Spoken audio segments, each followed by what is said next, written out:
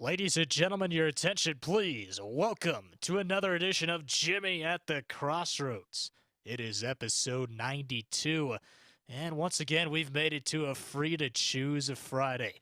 Looking forward to it. Jimmy Sengenberger will be joined by Dr. Nan Hayworth and Jenny Beth Martin next here on Jimmy at the Crossroads. Stay tuned.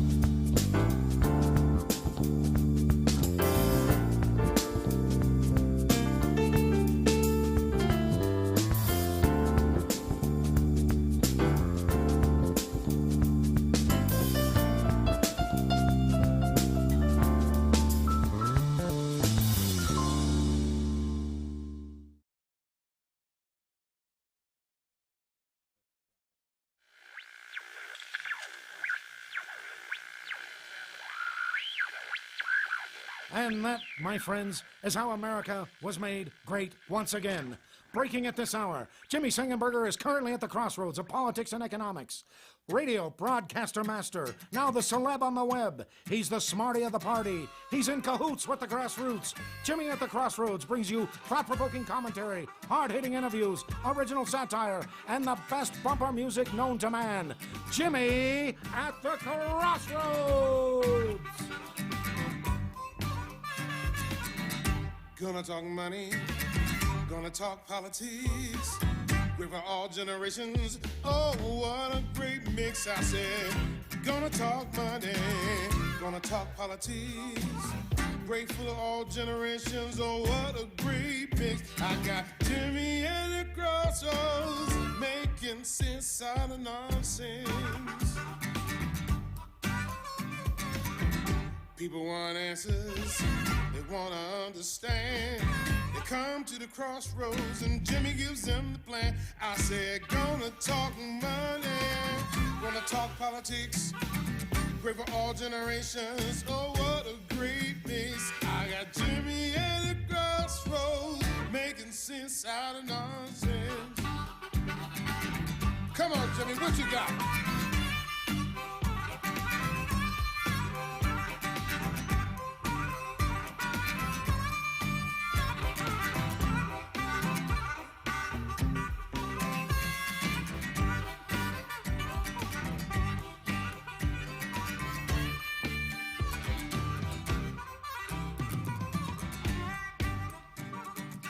Hello, my friends, and welcome to another edition of Jimmy at the Crossroads. And not just another edition, another free-to-choose Friday edition of Jimmy at the Crossroads. I'm Jimmy Sengenberger, your host for the program.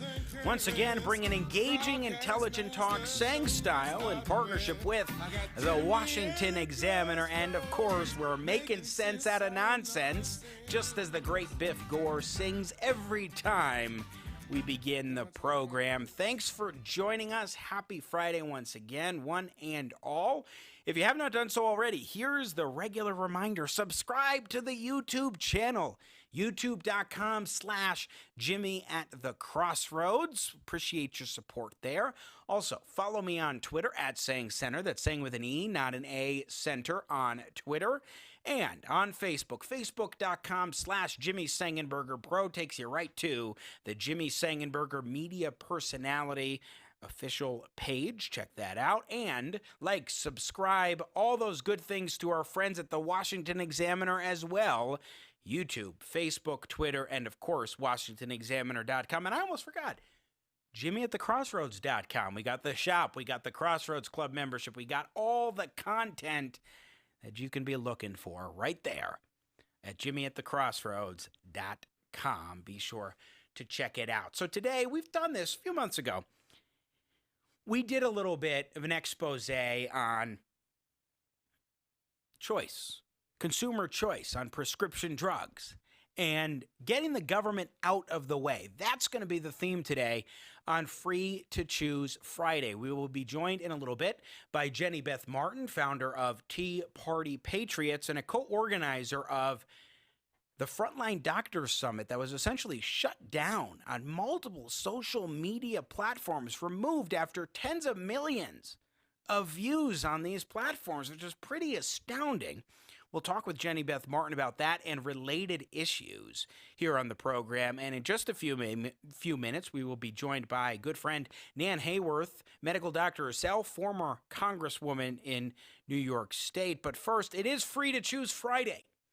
And as per usual, we always like to begin a Free to Choose Friday by playing the intro from our patron economist here on this very program, Milton Friedman. Now, Free to Choose was the name of his best-selling book, an extraordinarily important read on free markets, free people, free society, and did a television series back in 1980 called Free to Choose. And this is how he would begin that show.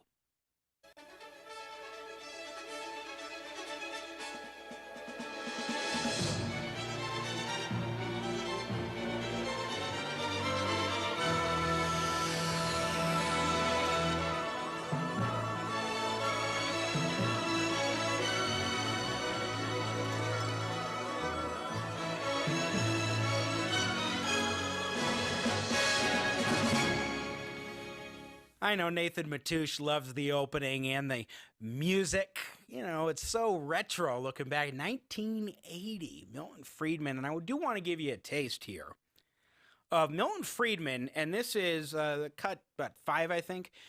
This is Milton Friedman back around that time on one of his shows in Free to Choose, talking about the issue of prescription drugs.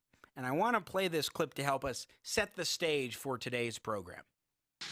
The implications for the patients are that therapeutic decisions that used to be the preserve of the doctor and the patient are increasingly becoming made at a national level by committees of experts. And these committees and the agency for whom they are acting, the FDA, are highly skewed towards avoiding risks. So there's a tendency for us to have drugs that are safer, but not to have drugs that are effective. Now, I've heard some remarkable statements from some of these advisory committees in considering drugs. One has seen the statement, there are not enough patients with a disease of this severity to warrant marketing this drug for general use. Now, that's fine if what you're trying to do is to minimize drug toxicity for the whole population. But if you happen to be one of these not enough patients, and you have a disease that is of high severity or disease that's very rare, then that's just tough luck on you. It's no accident that, despite the best of intentions, the Food and Drug Administration operates so as to discourage the development and prevent the marketing of new and potentially useful drugs. Put yourself in the position of a bureaucrat who works over there. Suppose you approve a drug that turns out to be dangerous, a thalidomide. Your name is going to be on the front page of every newspaper. You will be in deep disgrace. On the other hand, suppose you make the mistake of failing to approve a drug that could have saved thousands of lives. Who will know? The people whose lives might have been saved will not be around. Their relatives are unlikely to know that there was something that could have saved their lives. A few doctors, a few research workers, they will be disgruntled. They will know. You or I, if we were in the position of that bureaucrat, would behave exactly the same way. Our own interest would demand that we take any chance whatsoever, almost, of refusing to approve a good drug in order to be sure that we never approve a bad one. Milton Friedman making a very strong case for making sure that the Food and Drug Administration and the government's role when it comes to prescription drugs is really limited. Particularly because in the past, we have seen historically, governments have prevented people from being able to access potentially life-saving drugs. And now, here in the United States of America today, we're seeing something seemingly similar to that when it comes to the hydroxychloroquine discussion, which will factor into our first conversation of the day. Here on Jimmy at the Crossroads on a Free to Choose Friday, I am pleased to welcome back to the program ophthalmologist and former Congresswoman for New York's 19th Congressional District, good friend of the show, Nan Hayworth returns as we discuss on this Free to Choose Friday about the importance of the doctor-patient relationship, of limiting the role of government and interfering in that relationship, and also a little bit about the censoring of information that is counter-narrative to what the media and other elites, shall we say, would like to see presented exclusively. Nan Hayworth, welcome back to the show. Thanks, Jimmy. It's great to be with you, and you have, as always, stated the case for the current challenge cogently. Well, I appreciate that, and that's why I wanted to have you on to help amplify these points. So, first of all, I just want to get your thoughts on where we're at with COVID-19 and the spread of the virus. I mean, it used to be that your home state, my original home state of New York, was the hot button place. I mean, that was the area where things were just seemingly never getting better. And eventually they did, in part, for example, after Cuomo got rid of his stupid policy telling elderly people that they must stay in their retirement homes or nursing homes after getting COVID-19, which was just absolutely absurd. But other parts of the country now seem to be replicating the experience of New York earlier on. And I'm curious your thoughts on where we're at right now, first of all. Jimmy, look, we know this is a highly contagious virus.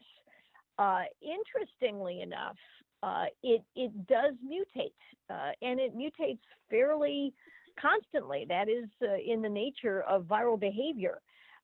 So one of my colleagues who's got his finger on the pulse mentioned to me that the current observation, and I had seen this in a news story as well, seems to be that while there's a new strain of the virus that is more effective at transmitting itself among humans, even better than its antecedents, it doesn't seem to make people as sick. It's not as virulent. So, if you get it's sort of like, if a tree falls in the forest and there's no other trees around it, you don't hear that no harm, no foul. So, if you're acquiring the virus and still generating immunity to what's most damaging to your body about the virus, then you're in good shape. So while the number of cases has dramatically increased in some parts of the country, the rate of death has not increased to the same extent, and that's good news.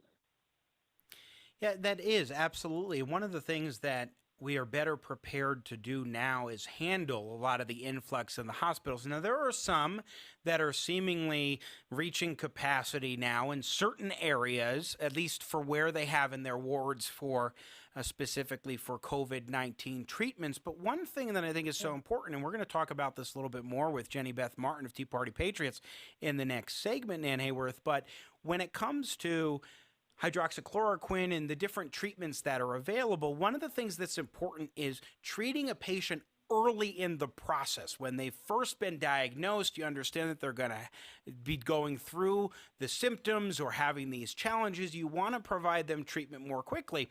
And one of the things that's important about this hydroxychloroquine with some combination, that kind of discussion, is that nobody's saying that later on when somebody's pretty far into a COVID-19 fight that this is going to be some sort of cure for them. But if you get prescribed this medication early on, as Dr. Risch, a professor of epidemiology at the Yale School of Public Health, has pointed out in a Newsweek piece, shocked that Newsweek even published it in the first place, but they did. Yes. He points out that if you catch them early and give them the right dosage, it can be dramatic. In fact, he says that this is the key to defeating COVID-19.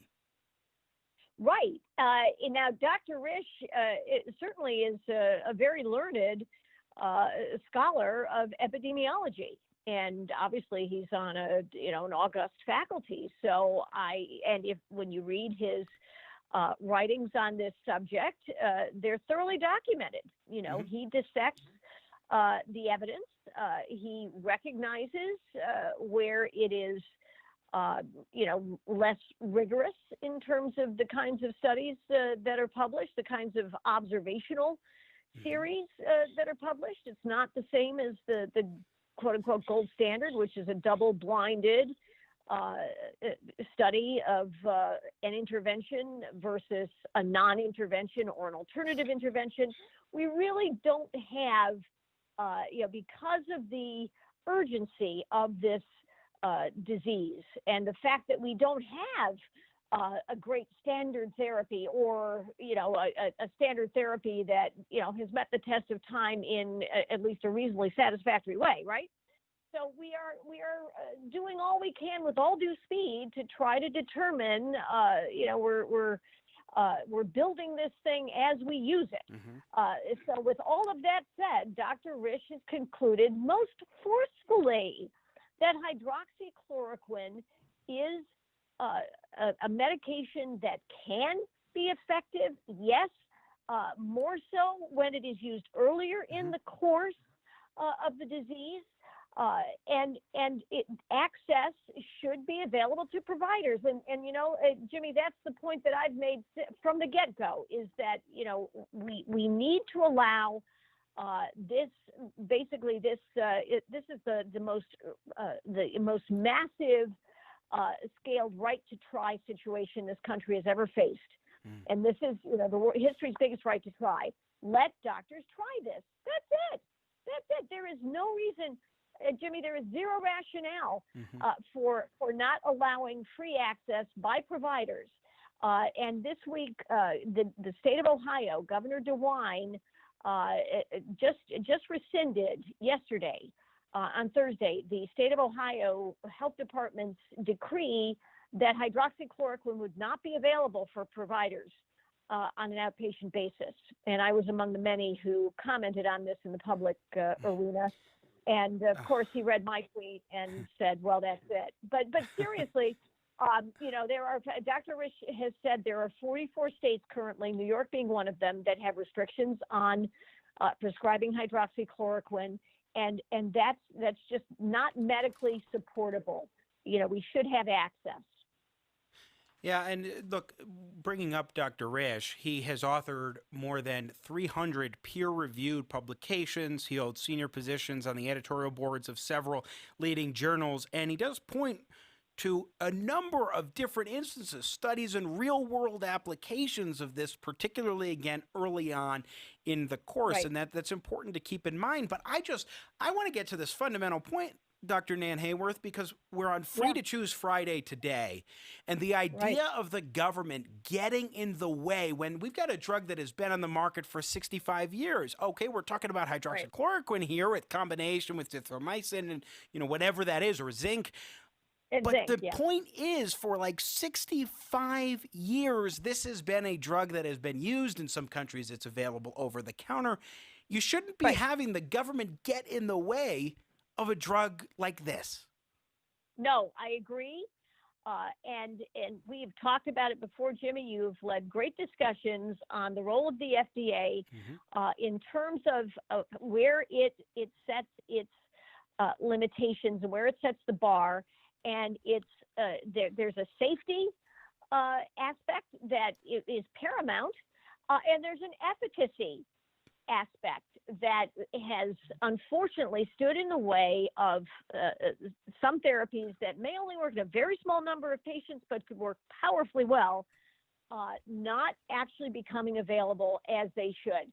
And in the case of hydroxychloroquine, actually the FDA approved it decades ago, as you point out. And in fact, the evidence that has been marshaled against its safety has been retracted because, in fact, those data were falsified. So, studies published in The Lancet and the New England Journal of Medicine in, I believe it was maybe April or May, that said, nope, you can't use hydroxychloroquine, it hurts the heart in people with COVID-19. Well, guess what? Not true, not valid. The problem, Jimmy, that we have, and it goes back to politics in a different way, and to government, the abuse of government power in a different way, is that hydroxychloroquine in specific has been politicized, has been weaponized because President Donald Trump, very early on, urged that it be broadly available as a potentially effective therapeutic. And that is why the media and academia and the public health establishment, their animus against Donald Trump is so deep and so strong that they have set themselves against this. And I do think, even if it's subliminal, it's because they do not want to validate a thought that Donald Trump might have. I think that's so true, and even Dr. Risch in his piece for Newsweek makes that same observation. But since you mentioned the cardiac issues, I do want to read a couple sentences from this Newsweek op-ed that Dr. Risch of the Yale School of Public Health wrote. He points out about an Oxford study of more than 320,000 older patients taking both hydroxychloroquine and azithromycin, who had arrhythmia, excess death rates of less than 9 out of 100,000 users, as I discussed in my May 27th paper cited above. A new paper in the American Journal of Medicine by established cardiologists around the world fully agrees with this. In other words, he's talking about how hydroxychloroquine, in terms of its safety relative to treating patients, is demonstrable, and even cardiologists who know a thing or two about the heart, Dr. Nan Hayworth, they agree with him. Of course. Right, and so do prominent rheumatologists who have used hydroxychloroquine in their patients with autoimmune diseases for decades, and on thousands and thousands, millions of patients. The safety signals for hydroxychloroquine are extremely reassuring, including COVID-19. And this entire matter is strictly based on politics. And everyone in this country should be deeply concerned when one party, the Democratic Party, when a media apparatus and academia and the public health establishment and popular culture are aligned against a potentially effective therapeutic because they cannot stand what they see as the political implications of its use and success. And it has been successful across the world. And that's, of course, one of the big, oceans of evidence to which Dr. Risch points. When you look at, when you rough out, now, we have to bear in mind, of course, that, the statistics are not pristine, to say the least, even in the United States. There is so much noise in the data. But roughly, when you broadly categorize death rates from COVID in populations across the world, Mhm. it does certainly seem to correlate broadly Right. that where hydroxychloroquine has been welcomed and utilized, it has resulted in demonstrable benefits, or at the very least is correlated with lower death rates. Dr. Nan Hayworth, just a few minutes left with you, and I appreciate your time today, as always, my friend. So I just want to clarify that the paragraph that I read through wasn't about hydroxychloroquine applied to COVID-19 patients, but in terms of older people who have been treated for other circumstances. And that's what you can use as a proxy in terms of determining safety. It's not like COVID-19 suddenly changes the whole nature of how safe a drug that's been around for 65 years is. Well, Jimmy, I will. Or is it? I will offer a qualifier. It on can that. be. You know, Okay. every disease has a different set of mechanisms and pathologies, or its own distinct set. So it's also unmistakable that COVID-19 does target the vascular system and has adversely affected the heart, particularly, yes, as you say, you know, there is certainly, folks who are elderly, who have cardiovascular, you know, that the prevalence of cardiovascular disease in that population is far greater than in younger people. So yes, that does correlate with the potential cardiac complications, presumably of any medication or any regimen. But that said, COVID may have additional pathology within the heart, and that's been the argument. Okay.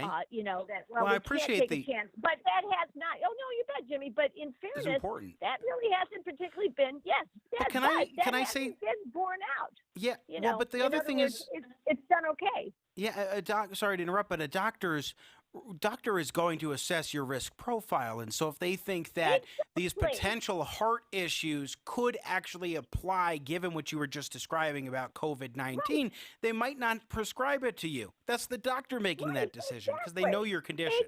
Exactly. That's the whole thing, clinical discretion. You know, what those who want to eliminate access to hydroxychloroquine, I'll give you the analogy. It's like saying, you know what? When you drive, you could be severely injured or even killed in a car accident. And we know this happens every day across the country. Our recommendation to you is that we take away everyone's keys so no one can get in the car. Seriously.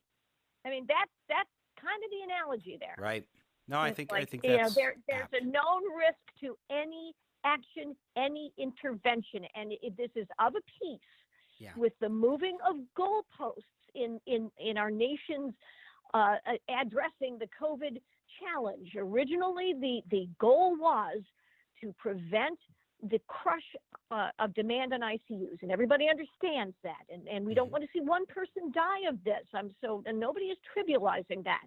But there is no year in this country in which Americans do not die by the tens of thousands from infectious diseases. You know, and that has happened throughout time immemorial, including influenza, with which we are all very familiar. Sure, and one thing that I will throw at you too is that, look, if hydroxychloroquine in these combinations is effective early on in the course, you could prevent hospitalizations and hospitals from being overflowed by treating patients with this in the time period with which it can be the most effective. Absolutely. I know we're just about out of time with you, Dr. Nan Hayworth, our guest, former Congresswoman from New York State. Just two quick final questions for you. Number one, what do you make of this Frontline Doctors Summit? We're about to talk with Beth Martin here on the show. She helped organize that event, but particularly the fact that social media outlets have been taking down this week a number of videos from that event, especially the press conference. It's selective silencing. It's selective silencing of anything that might conceivably lend to what the social media giants perceive as favorable to the right side of the political aisle, favorable to the Republican Party, favorable to Donald Trump. Their criteria for censorship and for silencing are far more stringent when it comes to so-called conservative or conservative supporting positions than they are versus any alternative. And final question for you again, former Congresswoman Nan Hayworth, our guest. John Lewis, late congressman, now John Lewis just passed away, and yesterday was his eulogy, and Barack Obama gave a eulogy, former president of the United States, and there was his funerals where that took place, and President Obama seemed to get a little bit political while recognizing the life and legacy of John Lewis. You served in Congress. He was a member of Congress at the time. What do you make of the words that what did he say, and what do you make of it? Well, President Obama, President Obama's reasonably adroit. I'll give him that. He delivers a speech well, but he's reasonably adroit at concealing his fundamental, what I refer to as his subtle but distinct insurrectionist sensibilities. He's the Weather Underground's most successful pupil, and he assailed law enforcement's being brought to bear. They're specifically referred to tear gas and batons, which obviously are more forceful instruments used to control rioting. But he referred to them being deployed versus peaceful protesters, so-called peaceful protesters. That's not how they're being used. That's not what law enforcement is doing, and that is a calumny. And he expects to be heard and respected because the media and elites have always been deferential to him. Dr. Nan Hayworth, former Congresswoman for the 19th Congressional District of New York, you have one of the best vocabularies of any guest we have ever had at any point in time here on Jimmy at the Crossroads, and I appreciate it very much. Well, I will tell you, Jimmy, when I was an infant in 1960, and my mother took photographs of me in my little playpen, which we used to use in those days, I would literally chew on books. So there you go. You were just starting right instantly. It's kind of like me with blues. I came home from the hospital. First song I ever heard as a newborn was Mary Had a Little Lamb blues rock tune by the late, great Stevie Ray Vaughan, and he's been my favorite ever since. So, it's kind of how it works. Nan Hayworth, thank you so much for taking the time today. Happy Free to Choose Friday, and have a great weekend. You too, Jimmy. Thanks for your voice. It's always inspiring. Thank you. You as well. Once again, Nan Hayworth joining us here on Jimmy at the Crossroads.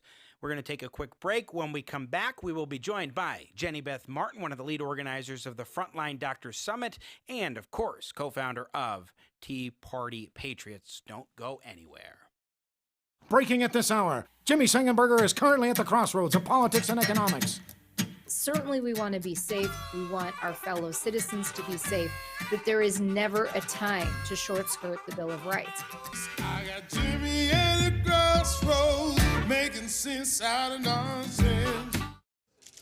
Hi, Tom. Gee, you look terrible. I feel terrible. Achy, fevery, nauseous. Ooh, that's too bad. You ought to... Chills, stuffiness, bloating. Yeah, Scratchy, gassy, drippy. I know. Say, Tom, you should try Wearaflu. Wearaflu? Wearaflu is the only medication that actually takes your flu symptoms and hides them at various places inside your body so that by the time your body finds them all, your flu is gone. In the meantime, you're back to work. You were right, Ed. Wearaflu lets me ignore my flu symptoms and gets me back to work. Thanks. Yeah, and thanks for coming in and infecting the rest of the office. Come out wherever you are with Wearaflu. Take as directed. And now, the further future adventures of Starship Winkler. Thanks for coming to this medical convention with me, Captain. You're a true friend. You promised there'd be green women. Oh, I'd like you to meet some of my colleagues. This is Dr. Scholes, podiatrist. How do you do? And this is Dr. Pepper. Gesundheit. Oh, and here comes Dr. Phil. He's a psychiatrist. Well, every pancake has two sides. And you're right, Doc. He is boring. I'm right here. And this is Dr. Spock, child psychologist. And of course, this is Dr. Octopus. Oh, hello. How do you do? How do you do? How do you do? Hi, give me 5. Pleased to meet you. Give me 5. How do you do? You do. So, Doc Ock, what's your field? I am a proctologist. Oh, I wish I hadn't shaken all 8 hands. Well, did the captain bring enough hand sanitizer? Tune in next time when we hear... And this is Dr. Quinn, medicine woman. Finally, a woman. Hey, how are ya? Hey, how are ya? Hey, how are ya? Ugh. On Starship Winkler.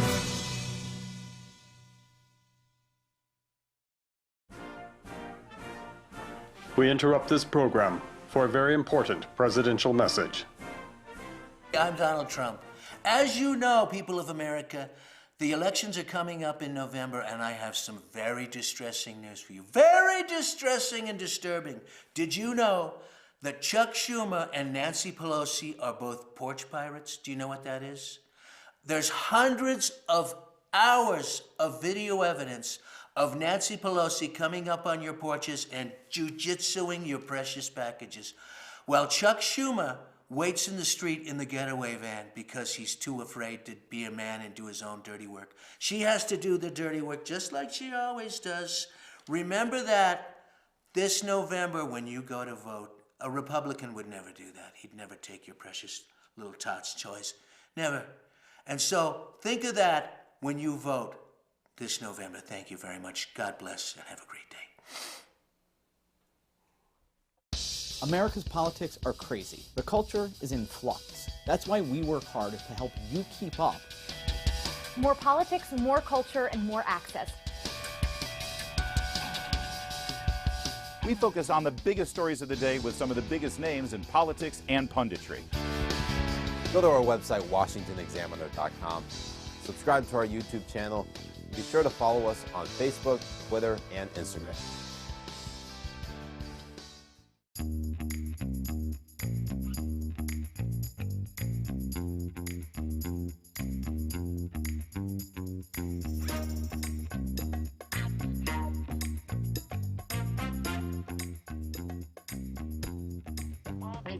And ladies and gentlemen, let's introduce your host of Jimmy at the Crossroads, Mr. Sang Style, Jimmy Sengenberger. Welcome back, Free to Choose Friday, Jimmy at the Crossroads. I'm Jimmy Sengenberger, once again your host for the program. Great to be with you today as we are talking about a couple of issues that have rolled in together. One is how important the doctor-patient relationship is and enabling doctors to prescribe treatments to their patients without government bureaucrats and governors and the media getting in the way of that decision-making process. And then also, of course, social media trying to prevent information about things like hydroxychloroquine with which they don't think people should be introduced. They don't think that Americans should hear anything about that particular discussion. So earlier in the week, there was a very interesting summit called the Frontline Doctors Summit. And it was fascinating because you had a bunch of doctors who got together to talk about their experiences in helping to treat patients and addressing issues of COVID-19. And we saw social media silence after tens of millions of people had viewed videos from this occasion, from the press conference. Social media had taken it down. Now, there's still video that is up, to be sure, but there are videos that were taken down because they were presenting information that was not in fitting with what the conventional wisdom among the elite has been. Beth Martin is the founder of Tea Party Patriots Action, and she joins us now once again here on Jimmy at the Crossroads as a co-organizer of this summit. Beth, welcome back to the show. It's good to have you. Thank you so much for having me. It's been quite a week. Yeah, oh my gosh. I mean, just kind of tell us how it all unfolded from the beginning. Let's just go in terms of the event itself, because everything else just kind of stems from a big, well-organized effort in the beginning. Yeah, well, I've been working with Dr. Simone Gold, who's an emergency room doctor and a Stanford educated attorney for several months now. I met her online, and we've been talking about her experiences treating patients that are coming into the emergency room and what she's seeing both with COVID and for patients who do not have COVID. And we decided that we really needed to bring doctors together to talk about what they were seeing with COVID and with the lockdowns. And we have this summit to discuss that and to make sure that we could let people across America know there are some treatment options available today that we didn't even have available back in March or January or February when this virus first hit our shores, and to begin to reassure people that we're going to get through this and there's reason to have hope again. It doesn't mean we don't take the virus seriously. It means that because we take it so seriously, we can begin to have hope again. I guess that our desire to try to calm the fear down in America is not at all what social media companies want or even the mainstream media at this point. Yeah, one thing that's so striking, I mean, there was a lot of talk about hydroxychloroquine, which we've discussed on this program over the last number of months, has been a treatment that, particularly if you get it early in COVID, when somebody is first diagnosed or early in that process, there's a lot of evidence suggesting that it actually works. I know you were talking about at the press conference and at this event yourself, Jenny Beth Martin, about Harvey Risch, who's a PhD and professor of epidemiology at the Yale School of Public Health. He published a tremendous op-ed in Newsweek. He's an author of over 300 peer-reviewed publications, holds a senior position on editorial boards of several leading journals, a very credible guy. And he says that particularly if you use hydroxychloroquine earlier on a patient in the process of COVID-19, it can have tremendously beneficial effects. Yeah, they were taking down videos on social media of doctors talking about this. Yeah, that's exactly what was going on. So we had doctors who have been using this to treat patients, either to prevent COVID or if they get it in the very early stage. And one of the things that Dr. Risch, who is an MD and PhD, I believe he also has a PhD both, from Yale, professor of epidemiology, said in that Newsweek piece, and by the way, I do give credit to Newsweek for being willing to publish this. Most of the mainstream media has not been willing to do it. He said in high-risk patients especially, they should begin the treatment of hydroxychloroquine plus, I believe he said azithromycin. It's hydroxychloroquine plus. You've got to have one other thing with it at least. Yes. And he said, do it before you even get the test results back. It has to be very, very early. And the idea is to prevent hospitalizations and decrease hospitalizations and then ultimately decrease the number of deaths we're experiencing in the country. Well, and that's such an important point about hospitalizations. There are certain parts of the country where we are seeing surges, and that means that a lot of hospitals now are finally getting close to or achieving capacity in their ICU wards, specifically oriented towards coronavirus, to COVID-19 patients. Well, if you can get them this kind of medication earlier on to help prevent the need for hospitalization, that's the real ticket. Because remember, Flatten the Curve, Jenny Beth Martin, was all about let's protect hospitals from being overrun. This seems like at least it can help flatten the curve in that way. That is exactly right. And so that's what the doctors wanted to convey. And now, even though that is a focus and part of what we talked about at the press conference and within the conference itself, they also talked about how there are alternatives to ventilators. There are not a single patient in the country who needed a ventilator went without one. If you get into the hospital and you're in a more serious condition, there is remdesivir available. So the point was to let people know there are multiple treatment options that are available and that people are working with that have promising results. People are so afraid in this country, and we just want to make sure they have the information that they need. And you don't have to believe me. You don't even have to believe the doctors who I've talked to. I urge everyone, go talk to your own doctor and get a personal health assessment so you can figure out, do you need to be as afraid as what you might be conjuring up in your own head right now? You know, that is an important point, but also something, and I know you've been talking a lot about this in terms of reopening schools, a point emphasized at this summit as well, the Frontline Doctors Summit. the fear that I'm seeing from educators and so forth, the parents and what have you, that I don't think is rooted in the data. We've talked about on this program how children are very low risk, not just for getting it themselves or for serious health issues as a result, but also from children spreading to adults.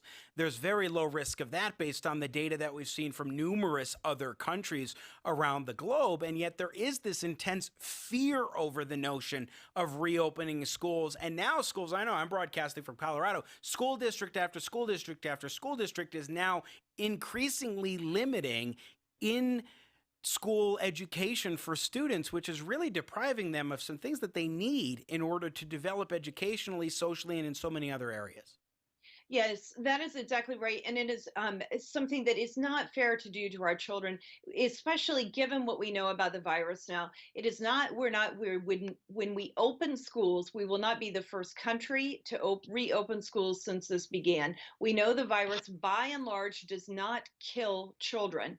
And we know that adults are learning how to socially distance themselves. We're doing it in grocery stores. We're doing it at Walmart. We're finding ways to do that in other parts of our lives. So I think that the adult teachers can find ways to do that in the schools as well. And then one of the things about hydroxychloroquine plus zinc plus azithromycin plus steroids, whichever combination may be the right one, is that if you are high risk or you're afraid, you could take this 65-year-old drug that is FDA approved, that is actually over the counter in some countries of the world, and that doctors have been working with for longer than I've been alive. It's safer than Tylenol as a preventative measure, or in the early stage if you should get COVID. I don't understand, when we're this early into a pandemic and we have some options on the table and we know it is a safe FDA approved drug, why people would want to pull this away and not even see if it works. And that's the thing that concerns me about social media companies. They're just quashing that opinion, and that'll prevent the leading to the body of knowledge to understand more about the virus and about treatment options. Well, and Dr. Risch, who we mentioned before, wrote this op-ed in Newsweek. He identifies his first reason for why he thinks hydroxychloroquine is being disregarded is that the medication has become highly politicized. And that's indeed what we have seen. And then the FDA pulls this special authorization, emergency authorization back in June. And suddenly that gives everybody on the left credence to say, hey, this means that it is totally discredited and we shouldn't go ahead and even talk about the idea of hydroxychloroquine. And that's, nobody should, and I think you did have one doctor who did say it's a cure. I don't think anybody should go that far as to say, hey, this is a cure that gives people the sense that it is in every instance it's going to work, even later in the stage. The point is to make sure that people are able to have a discussion, first of all, and know what to ask their doctors. Right. Because that's what it comes down to, is the doctor-patient relationship and decision-making process. That is exactly right. Right now, there are two different things about what you just said that I think are important. First, if you're going to go talk to your doctor about hydroxychloroquine, it is so politicized right now. I would encourage you to ask your doctor a few pieces of information just so that you understand the medication. One, is it actually FDA approved? Two, if you're going to a country that has malaria, is your doctor likely to prescribe this to you? And three, is it a safe drug? Because right now, the media is trying to imply that this is an unsafe drug. The next thing I would ask is do doctors actually prescribe things that are not on label for FDA approved drugs? Meaning, if it isn't something that is normally approved, if it's not approved to be prescribed on that particular item, do they still prescribe it or not? And the answer actually is yes. And it is lawful for them to do this. I've learned a lot about the reasons why. I won't go into that, but it's important to get these facts. And if the media isn't going to give it to you, then go ask your own doctor. That's what I would really urge. As far as the FDA pulling that emergency use authorization. I'm happy to get into that. I think the important thing to understand is that they issued it in the first place because some doctors around the country and the world were hoarding hydroxychloroquine the way other Americans were hoarding toilet paper and paper towels. That tells you what the doctors thought about what this drug would be able to do and the usefulness they thought it would have. And again, as Dr. Risch points out and other doctors at the Frontline Summit, they were talking about, and they are emphasizing the point that it's how you do it, the right dosage amount, and also the timing of it. So I want to play cut 2 real quick. This is cut 3. This is Dr. Anthony Fauci on MSNBC, I believe, last night, and he was essentially being asked about how these videos have been taken down. My family received an email yesterday from a young friend of ours, a university graduate. She's now back home in her village in rural western Kenya, asking us if now there's a cure because she had seen the video. And now I see today in the newspapers in Kenya warnings and columns to tell people, don't believe that video. If this can be transmitted around the country and globally so rapidly, we have to do more to stop these dangerous conspiracies from misleading people. Yeah, you're absolutely correct, Andrea, and that's the reason why I'm very explicit and unambiguous when we say we've got to follow the science. If a study that's a good study comes out and shows efficacy and safety for hydroxychloroquine or any other drug that we do, if you do it in the right way, you accept the scientific data. But right now, today, the cumulative scientific data that has been put together and done over a number of different studies has shown no efficacy. So when there's a video out there for a bunch of people spouting something that isn't true, the only recourse you have is to be very, very clear in presenting the scientific data that essentially contradicts that. So essentially what Dr. Fauci is saying is it seems he's out there supporting the idea, although he doesn't say it, of taking down these kinds of videos because he's saying that we don't have enough data to show that this is actually working to prove or demonstrate its efficacy. We need to follow the science, and we need to make sure that the science is out there to present it in order to contradict the false information that's out there, essentially summarizing what Dr. Fauci was saying there. Jenny Beth Martin, what do you make of that sort of attitude when it seems pretty clear that something's wrong here relative to Dr. Fauci in that analysis? Well, the fact is, how are you going to contribute to the body of knowledge within science, if you're not sharing information? If the doctors... all that we've done is brought doctors together who've been communicating online about this medication and other treatment options for COVID. If you're going to just say, well, you can only talk about things that have been double-blind tested, study tested, whatever it is that the FDA and Dr. Fauci and the NIH all deem are appropriate things to talk about, how will you ever figure out what other doctors are thinking? How will you ever figure out what else other doctors are doing so maybe they can improve what they're doing?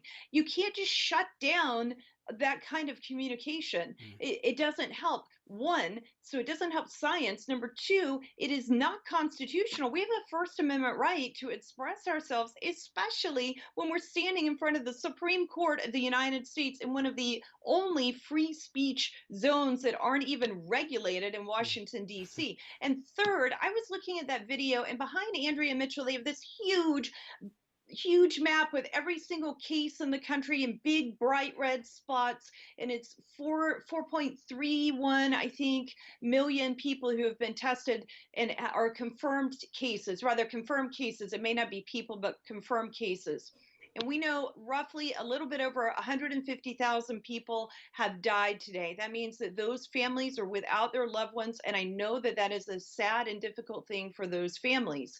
What they're not showing is that there are over 3 million people who have survived this virus right now. And if it was 4.31, then there are over roughly 4.1 million people who have survived the virus. But they're not conveying that. So it winds up making everyone so much more scared than maybe they need to be. It doesn't mean the virus isn't serious, but we need to be fair about how we're handling the virus and try to get facts out over fear. That's not what they're doing. They're sensationalizing it all.